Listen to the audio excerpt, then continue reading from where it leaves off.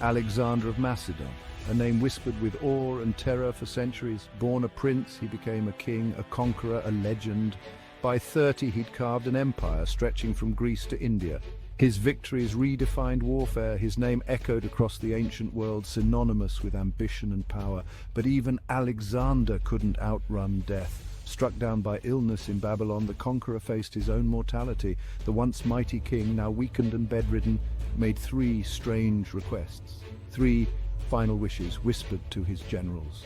These wishes, shrouded in mystery, offer a glimpse into the mind of a man who seemed to have it all, yet even in death yearned for something more. These weren't the commands of a king, but the pleas of a man facing the ultimate unknown. What secrets did Alexander want to share? What wisdom did he hope to impart? The answers perhaps lie buried with him, but the questions still echo. History is a tapestry woven with threads of fact and speculation. When it comes to Alexander's final wishes, we tread a path made hazy by time. Some historians doubt the wishes were ever uttered, dismissing them as mere legend. Others cling to their authenticity, seeing in them a final, desperate attempt by Alexander to control his legacy. The truth, as always, likely lies somewhere in between. What we do know is that shortly before his death, Alexander's generals gathered around him, eager for their final orders. What they got weren't battle plans, but enigmatic pronouncements, requests so bizarre they've puzzled scholars for centuries. Imagine the scene. The air thick with incense and the smell of sickness, the weight of an empire hanging in the balance. These weren't the ramblings of a madman, but the carefully chosen words of a brilliant strategist, even in his final hours. The question isn't whether the wishes were real, but what they meant to the man who uttered them. Alexander's first wish was as simple as it was baffling. He wanted his funeral procession to be the grandest the world had ever seen. His body, he decreed, should be carried from Babylon all the way back to Macedon, not by slaves or servants, but by the most renowned physicians of the age. On the surface, this seems like the height of vanity.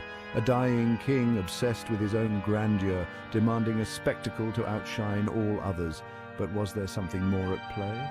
Some scholars believe Alexander was making a statement about the fleeting nature of power. Even the greatest of kings, he seemed to be saying, is ultimately dust and bone.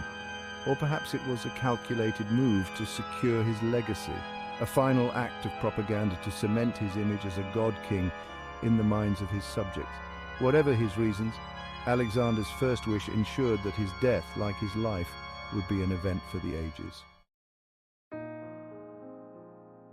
Section 4, Wish 2, Open Hands, Empty Palms.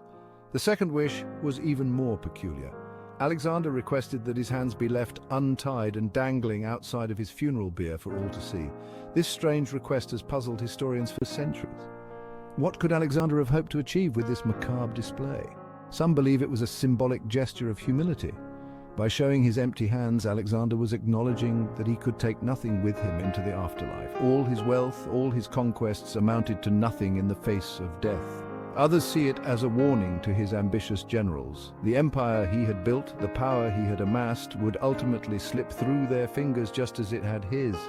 It was a stark reminder that true power, like sand, can never be fully grasped. Section 5, Wish 3.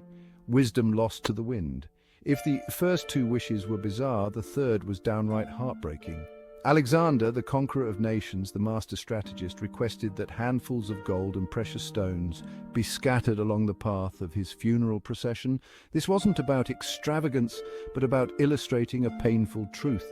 He wanted the world to see that even a king, even Alexander, ultimately leaves this life with nothing but the legacy he built. The gold, the jewels, they were meaningless trinkets compared to the true treasures he sought. Knowledge, understanding, perhaps even redemption. By scattering his wealth, he made a final, poignant statement about its fleeting nature.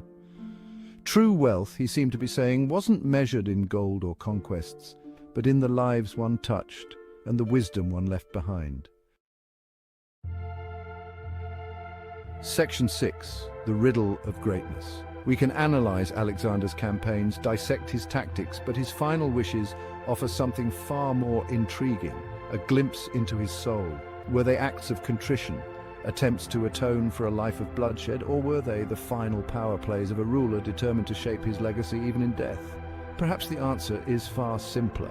Perhaps in the face of his own mortality, Alexander simply wanted to remind the world that even the greatest of us are still human, bound by the same fears, the same hopes, the same inescapable fate. His empire crumbled, his generals warred over his legacy, but his final wishes live on, a timeless puzzle that continues to fascinate and frustrate us centuries later.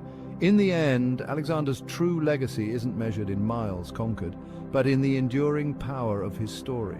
A story that reminds us that even the most powerful among us are still searching for answers, still grappling with the mysteries of life and death, and still hoping, even in our final moments, to leave something of value behind.